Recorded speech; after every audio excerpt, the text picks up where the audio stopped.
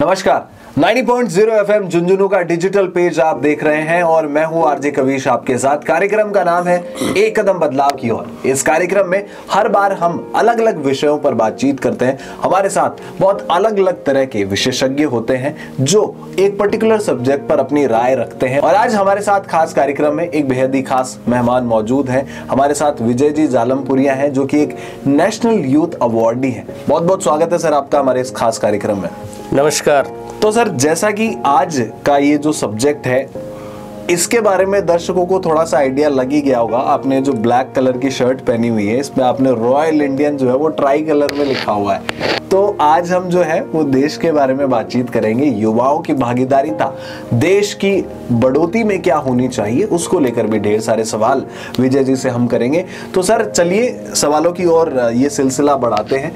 मेरा पहला सवाल सर आपसे ये है कि भारत जो है वो सबसे युवा देशों की श्रेणी में आता है, प्रथम स्थान पर हम कह सकते हैं। और आने वाले कुछ साल जो है वो भारत की तरफ पूरी दुनिया देख रही है। आपके हिसाब से युवाओं की भागीदारिता, सक्रिय भागीदारिता देश की उन्नति में जो है वो किस तरीके से होनी चाहिए, कुछ मुख्य बिंदुओं से यदि आप हमें समझा सकें। बिल्कुल कविश जी, आपका जो प्रश्न है वो वर्तमान दौर को देखते हुए बहुत ही प्रासंगिक है।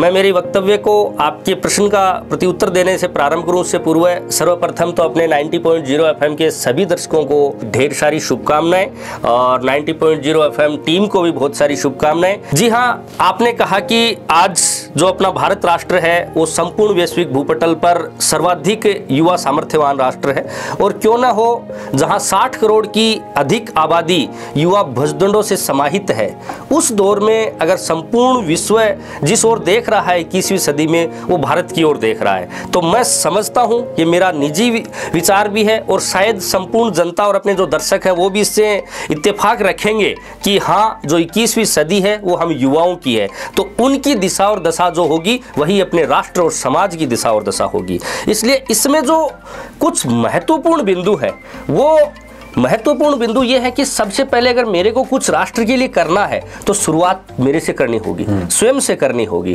क्योंकि आज मेरे को खुद को जगाना होगा, तब मैं समाज को जगा पाऊंगा, दूसरे को जगा पाऊंगा। और जरूरत है मेरे को मैं से बाहर निकलने की। जब तक हम स्वयं से बाहर नहीं निकल सकते, खुद को जगाकर, खुद को समझकर दूसरे के सामने प्रदर्शित नहीं कर सकते, दूसरे में बदलाव की अपेक्षा हमसे नहीं की जा सकती। मुझे एक कथन कहते हुए बड़ी खुशी होती है कि हम हिरण का उदाहरण दें। हिरण की नाभि में किस्तूरी पाई जाती है और वो किस्तूरी की सुगंध महक इतनी होती है कि वो उसकी तलाश में इधर उधर जंगल भटकता है, लेकिन उसको ये पता नहीं होता कि वो किस्तूरी उसकी नाभि में है। और वही आज के दौर में मैं युवाओं के साथ देख पा रहा हूँ। उसको अपने सामर्थ्य का, अपनी शक्ति का और अपने संयम का पता नहीं है। अगर वो अपने ज्ञान के साथ, उसके सदुपयोगिता के साथ अगर वो आगे बढ़ना प्रारंभ कर दे तो मैं समझ सकता हूँ कि वो बहुत अधिक सामर्थ्य के साथ, निष्ठा के साथ इस राष्ट्र की प्रगति, उन्नति, समृद्धि और खुशहाली में अपना योगदान दे सकता है। एक बात कही कि जंगल जंगल ढूंढ रहा है मृग अपनी किस्तूरी, कि जंगल जंगल ढूंढ रहा है मृग अपनी किस्तूरी, कितना मुश्किल है तय करना खुद से खुद की दूरी। भीतर सुनने बाहर सुनने, सुनने चारों ओर, मैं नहीं हूँ मुझ में फिर भी मैं का ही शोर।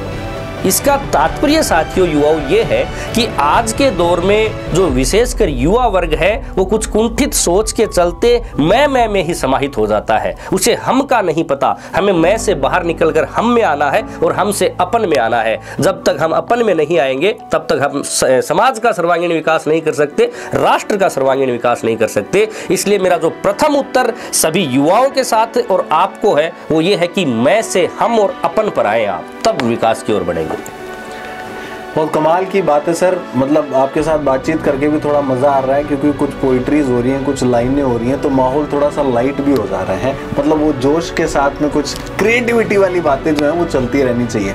सर कुछ बातें होती हैं वो होती हैं थ्योरेटिकल जिसे हम हिंदी में कहते हैं, और कुछ बातें होती हैं प्रैक्टिकल। तो अब मैं थोड़ा सा जो है वो प्रैक्टिकल बातों की तरफ जो है वो आपको थोड़ा सा लेकर जाने की कोशिश करूंगा और आपके उत्तर जो है उसी दिशा में मैं कोशिश करूंगा कि आप हमें दें। सर जब भी हम राष्ट्र के निर्माण की बात करते हैं तो राष्ट्र का सतत निर्माण तब होता है जब वहाँ के नागरिकों का पहले निर्माण हो।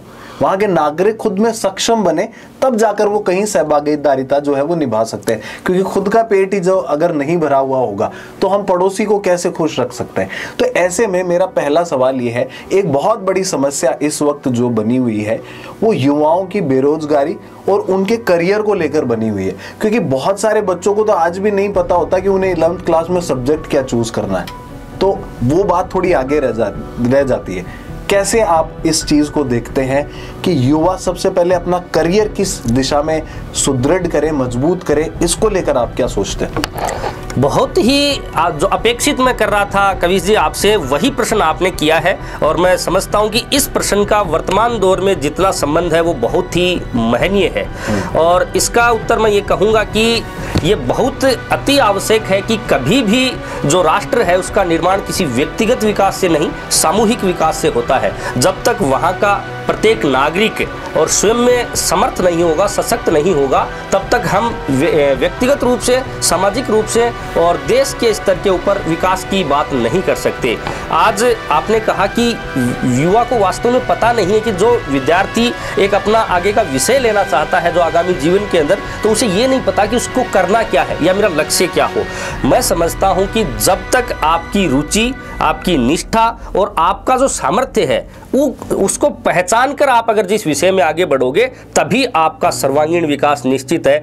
मैं बात करूं, जिस व्यक्ति को अगर खेल में अगर अपनी प्रतिभा का हुनर दिखाना है तो उस व्यक्ति को खेल में आगे बढ़ना है। खेल का विषय भी ये है कि अगर कोई व्यक्ति ये है कि उसको बैडमिंटन बहुत पसंद है तो उस व्यक्ति को बैडमिंटन में आगे चलना है। किसी व्यक्ति को संगीत बहुत पसंद है तो उसको संगीत का विषय चुनना है। किसी व्यक्ति को अगर विज्ञान बहुत पसंद है तो उस व्यक्ति को विज्ञान का विषय चुनना है। आप अगर अपनी क्षमता के आधार पर जब तक मापांक तय नहीं कर सकते तब तक आप आगे नहीं बढ़ सकते। और आपने बहुत सुंदर बात कही कविश जी, इस राष्ट्र का, इस समाज का विकास यहाँ के प्रत्येक श्रमिक, यहाँ के प्रत्येक कार्मिक, यहाँ के प्रत्येक उद्यमी, यहाँ के प्रत्येक भामाशाह और यहाँ के व्यवसायियों से, जनप्रतिनिधियों के सबके समावेश से बनता है। जब तक अपन संपूर्ण, और मुझे याद आता है कि जब अपने स्वाधीनता से पूर्व जब महापुरुष हमेशा कहते थे कि अंत्योदय और सर्वोदय, ये दो शब्द साथियों बोलने में और समझने में शायद बहुत आपको छोटे लगते हो, मगर ये उन शब्दों की व्याख्या बहुत विस्तृत है।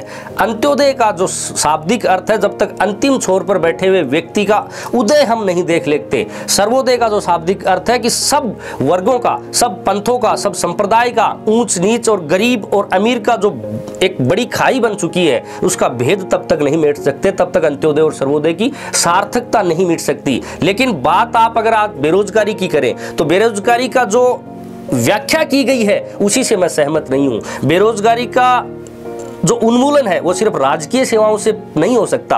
बेरोजगारी को हटाना है तो स्वयं के अंदर वो सामर्थ्य लाना होगा, कौशल विकास बढ़ाना होगा। आज हम सिर्फ सरकार को दोष देकर बेरोजगारी उन्मूलन की बात नहीं कर सकते।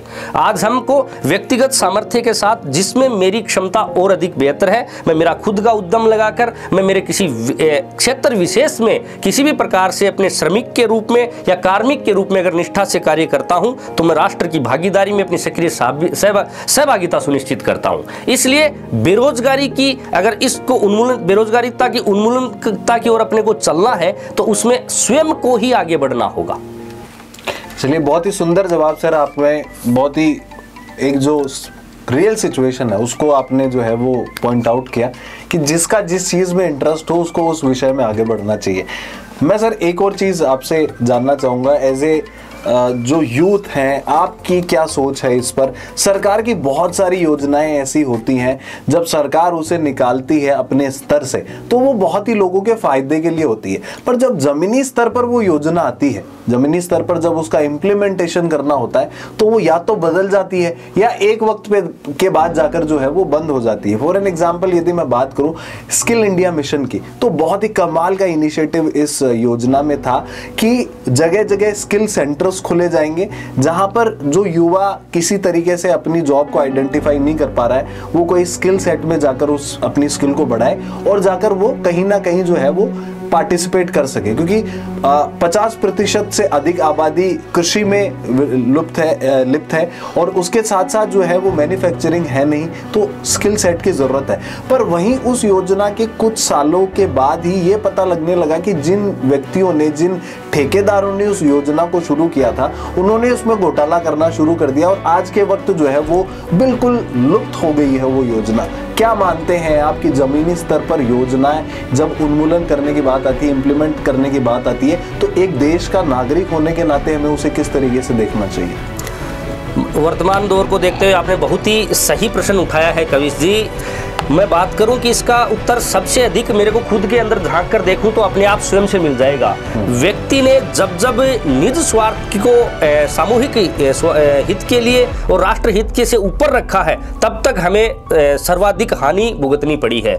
हम किसी भी योजना की बात करें, सरकार भले ही कोई भी हो, ये विश्व का सबसे वृहत्तम लोकतंत्र है। सबसे पहले तो अपने को इसका बुनियादी ढांचा समझना होगा, क्योंकि हम क्या करते हैं, जब भी अगर कोई पक्ष किसी भी प्रकार की योजना आम जनता के लिए लाता है तो उसको प्रसारित होने से पूर्व ही उसके दो पक्ष खड़े हो जाते हैं।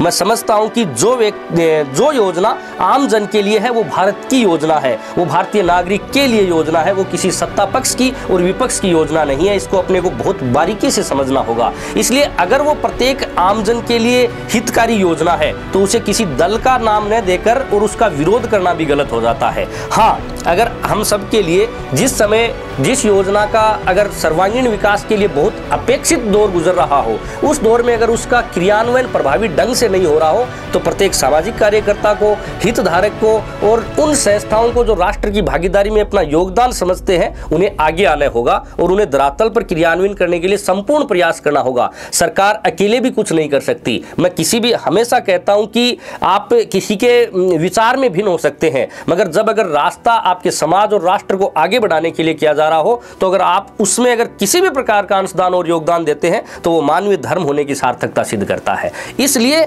इसमें अपने को जो सबसे पेचीदगी की बात करनी है वो ये करनी है कि अगर जहां सबके हित के लिए कोई योजना आ रही है तो उसको कोई भी पक्ष क्यों ना हो, सब पक्षों को मिलकर आगे बढ़ाना है। अब आपने बात कही यहाँ पर कविश जी की कुछ दौर जब वो स्किल इंडिया का अभियान चला और एक कोई अच्छा प्रारूप जब लेने लगा तो कुछ लोगों द्वारा उसमें इतने घोटाले हो गए कि उसको धरातल स्तर के ऊपर जितनी अपनी अपेक्षाएं की जा रही थी उस स्तर तक अपन नहीं देख पाए। और यही तो मैं कह रहा हूं कि जब जब निज स्वार्थ को आपने राष्ट्र के प्रगति में आगे आने दिया है, तब तक राष्ट्र की विकास में बाधाएं बने हैं। व्यक्तिगत स्वार्थ को त्याग कर ही जिन जिन व्यक्तियों ने त्याग और बलिदान अधिक किया है, और यही अपने स्वतंत्रता के जो महापुरुष थे उन्होंने किया है, यही अपने जो महान क्रांतिकारी हुए उन्होंने किया है। और ये हम सबको करना होगा, समझना होगा कि एक एक बूंद से घड़ा भरता है। इसलिए मेरा भी उसमें योगदान है, आपका भी उसमें योगदान है, इस संपूर्ण राष्ट्र का उसमें योगदान है। ऑलराइट। और सर, इस दिशा में जो है वो एक और इम्पोर्टेंट सवाल जो है वो मैं आपसे पूछना चाहूँगा कि मेजरली हमारी कंट्री जो है वो एक डेमोक्रेटिक कंट्री है, जिसे हम कहते हैं कि दुनिया का सबसे पुराना लोकतंत्र का देश जो है वो भारत देश है। वहीं पर जब डाइवर्सिटी की बात आती है, बहुत सारी डाइवर्सिटीज देश में है, पूरी दुनिया इसे मानती है। उस डाइवर्सिटी के साथ साथ में ना बहुत सारी प्रॉब्लम्स भी क्रिएट होती हैं। मुझे लगता है कि डाइवर्स हमारी कंट्री है, उसके साथ में एक इशू जो मुझे लगता है वो ये है कि हमने देश हमारे लिए बहुत इंपॉर्टेंट है, पर उसके साथ हमारी जाति क्या है, मैं किस जाति से आता हूं, ये भी मेरे लिए उतना ही मायने रखता है। तो जब जातिगत बातें आती हैं तो बहुत सारी राजनीति होने लगती है इन चीजों को लेकर कि आप इस जाति से आते हैं, आप इस जाति से आते हैं। तो मुझे लगता है कहीं ना कहीं ये भी देश के डेवलपमेंट में बाधा बनता है। आप क्या मानते हैं, कास्टिज्म जो सिस्टम है उसमें किस तरीके से हमें इसको लेकर साथ आगे बढ़ना चाहिए? चूंकि एक ये संस्कृति रही है तो ये भी साथ रहनी चाहिए, पर कैसे हम जो लोकतंत्र का एक मर्यादा है, जो एक हमारी हमेशा से रीत रही है, इसको कैसे बांध कर रखें एक सूत्र में? मैं पुनः एक ही बात कहूंगा कविश जी कि आपने मेरे मुख का प्रश्न छीन लिया है। अगर आप ये प्रश्न मुझे नहीं पूछते तो भी मैं शायद इस बात का जवाब आपको देता। बिल्कुल, विश्व का वर्तमान में वृहत्तम लोकतंत्र हम हैं और वृहत्तम लिखित संविधान के अनुयायी हम हैं। हमारा और विश्व के अंदर अगर भारत को सबसे अधिक किसी कारणवश पूजा जाता है तो उसके सुंदर और बहुत विराट विशाल संविधान की वजह से पूजा जाता है। और उस संविधान की खूबसूरती देखिए कविश जी कितनी शानदार है कि उसमें संप्रभु कोई नहीं है। शास्त्रों में के अंदर जनार्दन भगवान विष्णु को कहा गया है। और लोकतंत्र, आपने बात की लोकतंत्र की, लोकतंत्र में अगर जो जनार्दन होती है वो जनता होती है, और जनता से बड़ा सब कोई भी नहीं है। परंतु आपने कहा कि ये विविधताओं भरा हुआ देश है, यहाँ पर अनेकता बहुत है, रंग भेद बहुत है, जातियाँ बहुत हैं, संप्रदाय बहुत हैं, क्षेत्र भौगोलिक दृष्टिकोण से भी उसमें भिन्नताएं बहुत हैं। और मैं समझता हूँ, मैं इसको दूसरी दृष्टिकोण से देखता हूँ, और एक सच्चे पढ़े लिखे शिक्षित इंसान को भी मेरा निवेदन भी रहेगा संपूर्ण दर्शकों से कि उचित दृष्टिकोण से लिया जाना चाहिए कि परम प्रकृति ने तमाम प्रकार के प्राणियों की केवल और केवल एक जाति बनाई है। कोई किसी की जाति नहीं है, जाति केवल एक है, जीव, और उसमें दो प्रजाति नर और मादा है। जो ये सिर्फ कुंठित सोच का उदाहरण कहूंगी। बिल्कुल वर्तमान दौर में आजादी के 75 वर्षों के उपरांत भी मैं कहूं कि सामाजिक दृष्टिकोण से अपन संपूर्ण स्वाधीन नहीं हुए हैं तो कोई अतिशयोक्ति नहीं है, क्योंकि जब तक जात पात का, पंथ संप्रदाय का ये झगड़ा चलता रहेगा साथियों, तब तक हम सिर्फ और सिर्फ विनाश की ओर जा सकते हैं, विकास की ओर नहीं। इसलिए हमें जात पात से ऊपर उठ कर आना होगा। हो सकता है किसी की राजनीति में यह महत्वपूर्ण भूमिका निभाती हो, लेकिन एक आम नागरिक की भांति, जागरूक नागरिक की भांति, और सबसे बड़ी बात, संपूर्ण प्राणियों में सबसे शिक्षित, विवेकशील, चिंतक और मंथन होने के नाते मानवीय सभ्यता इस बात का मुझे आज्ञा नहीं देती मनुष्य के रूप में कि मैं किसी को जाति के आधार पर ऊंच नीच की संज्ञा दूं। मेरा विचार यही है कि जाति केवल और केवल एक प्राणी मात्र की है, अपनी जीव की है, और मनुष्य के रूप में अपन और अन्य जो प्राणी हैं उनके प्रति अपनी जिम्मेदारी और जवाबदेही भी अधिक बेहतर है। इसलिए इन जातियों से ऊपर उठकर इस लोकतंत्र की सच्ची पराकाष्ठा को अपन स्थापित कर सकते हैं।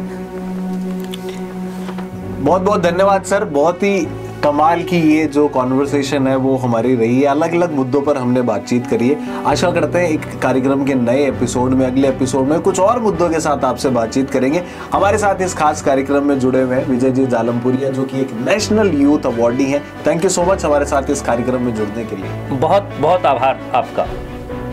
झुंझुनू शहर का अपना radio station FM Jhunjhunu 90.0 FM, हर तरंग आपके संग।